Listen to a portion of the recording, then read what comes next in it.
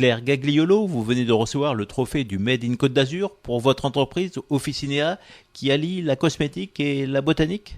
Oui, la cosmétique et surtout le lien social très fort, notamment au travers des personnes que nous recrutons. Nous cherchons aussi à partager des valeurs et c'est vrai qu'une cosmétologie bio de haute qualité, très haut de gamme, oui. Alors à l'origine, vous êtes du monde de la pharmacie et vous avez été exfiltré pour créer votre entreprise pour offrir des produits différents et de qualité.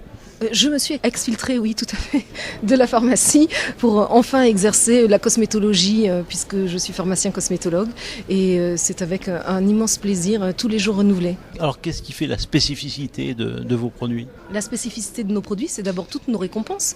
Chaque soin, comme vous l'avez entendu tout à l'heure, était du premier de sa catégorie et nous sommes la seule marque. Et ça, c'est de loin la plus grande et la plus belle spécificité. Et puis, on se situe à la croisée de trois mondes, que ce soit le monde de la parfumerie, pour le plaisir d'utilisation, le monde de la pharmacie pour la sécurité d'utilisation et le monde du bio parce qu'on va très au-delà de ce que recommandent les labels.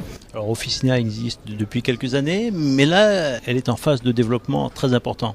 Un développement très important dont se charge Candice Collin, que vous avez ici présente, donc qui déploie le laboratoire Officinea Haute Cosmétologie Bio.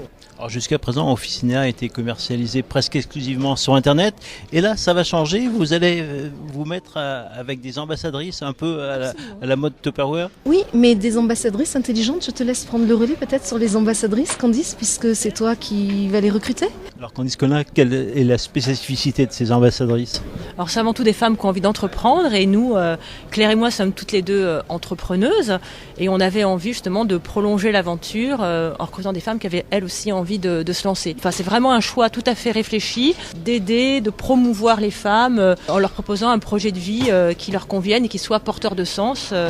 Comme pour nous, il l'est au quotidien. Parce que pour vous, c'est vraiment un plus que ce soit une présentation physique de vos produits ? Oui, en fait, quand Claire a lancé Officinea et au fil des années, la vente directe et le contact direct avec la cliente a toujours été un choix total.